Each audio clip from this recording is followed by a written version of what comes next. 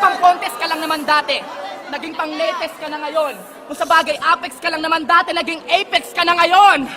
Ikaw si Apex daldal na sa sobrang payat ka mo yung braso sa balikat, hihiwalay na. Sinitong silais na mukhang mantis na makakita lang ng ipis ka mo makikimatay na. Pero di kita masisisi kung nakikisakay ka sa uso na kahit wala kang alam dapat na makikisabay ka.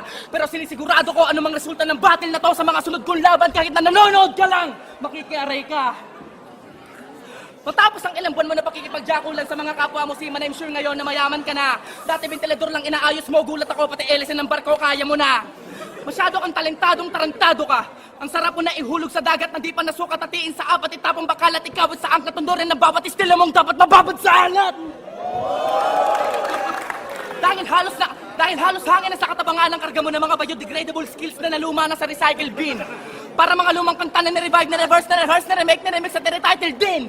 Kaya kapag ang pagiging literal na animal sa lirikal ko sa gubat na tawang kusang lumabas na sa liblib. Mano-mano sa mga kamay ko na mapipigtas lakat ang mga kwerdas mo sa dibdib.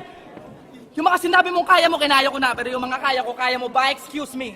Tanong lang, meron ka naman talagang kaya na kaya mo na ang kasungalang gaya na ginaya mo pa ay susgi. Ayun lang, isa ka lang basag na salamin ng estilo ng lahat ng tagaligan na to na walang pakialam at alam sa origin ng hip-hop.